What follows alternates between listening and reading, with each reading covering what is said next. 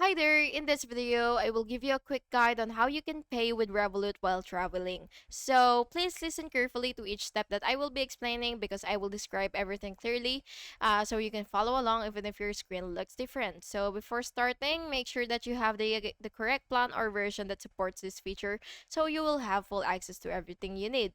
So first, of course, make sure that your country actually has Revolut and supports it. So open your app and website, and what you will have to do is log in with your credentials and then check your balance. And after that, you will go to the card section and ensure that the card is active and enabled for travel. At merchants, you will use contactless tap or insert chip and pin. And for online payments, you will use card number from app.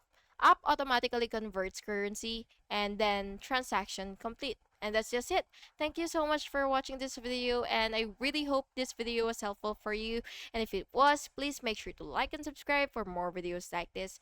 Thank you and have a good day.